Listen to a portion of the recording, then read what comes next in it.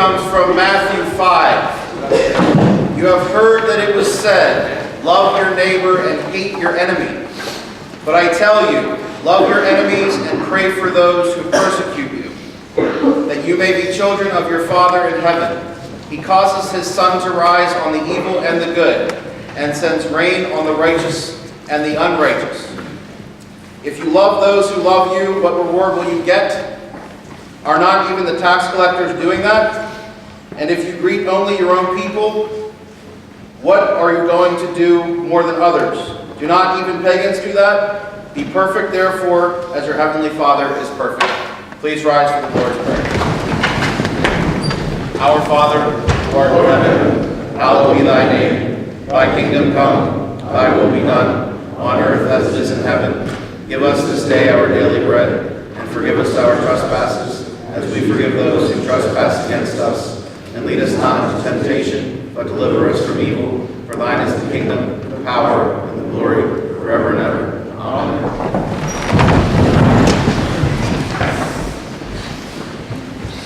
Okay, so my speech today is going to talk about something interesting that occurred during the First World War between the Germans and the English. Pretty much the week of Christmas, especially Christmas Eve and Christmas Day. It's called the Christmas Truce. Okay, for those of you that went to Europe with Mr. Pearson in the summer, you've been to these places in Belgium and in France where there are trenches. Essentially, the two sides of the war had a race toward the sea and then both dug into their trenches. And there essentially was a stalemate that occurred. Germans on one side, English on the other side.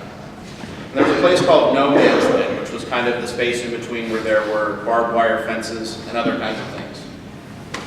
So essentially what happened was something called fraternization between the troops, meaning that they're supposed to be enemies killing each other, battling for territory and ultimately control. But instead they ended up talking with each other, sharing messages, allowing each other to collect their debt.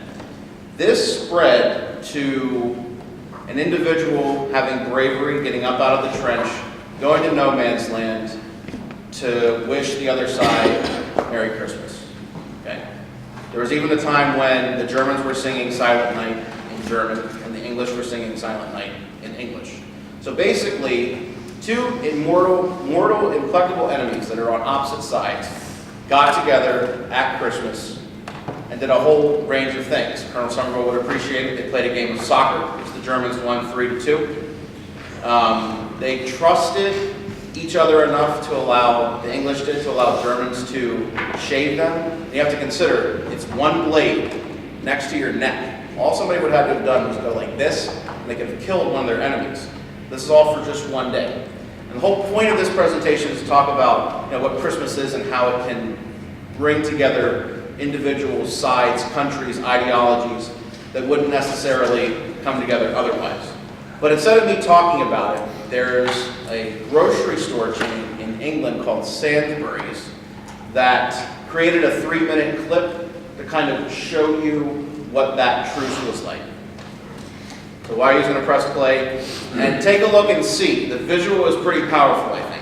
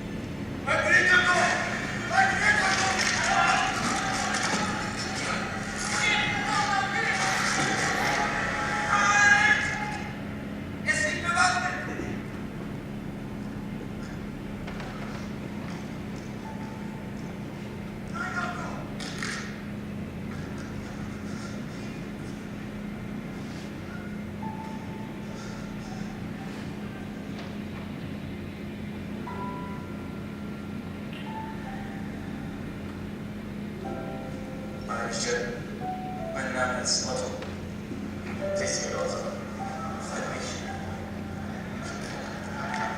Those just come. Shit.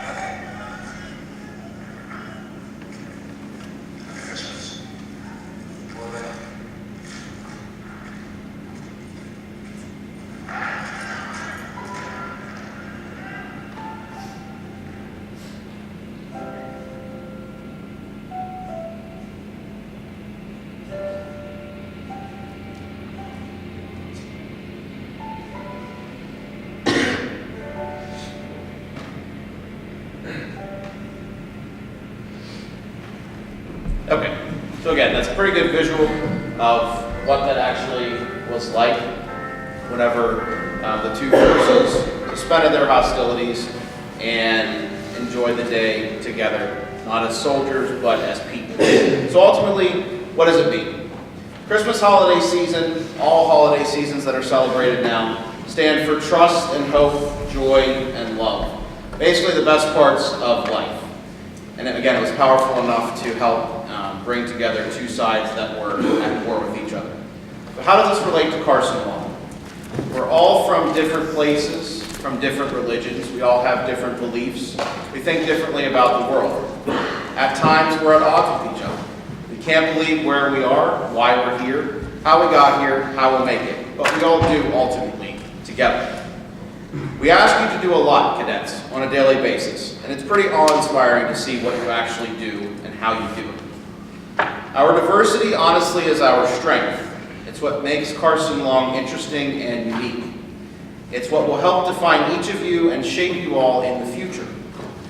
Until you leave tomorrow morning, which I all know you have the minutes and the hours counted down at this point, and when you're at home, think of your brothers here and also the people that help make the Carson Long experience what it is.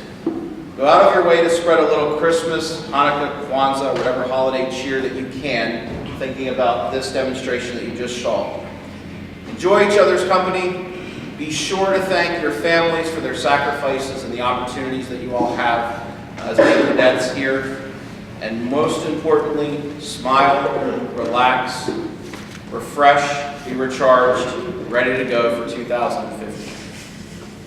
Lastly, congrats are in order for basketball team, which is now 5-1, did an excellent job again last night. The coaches, the players are all working very hard, as Colonel Kamoli would say, to improve, to represent us well.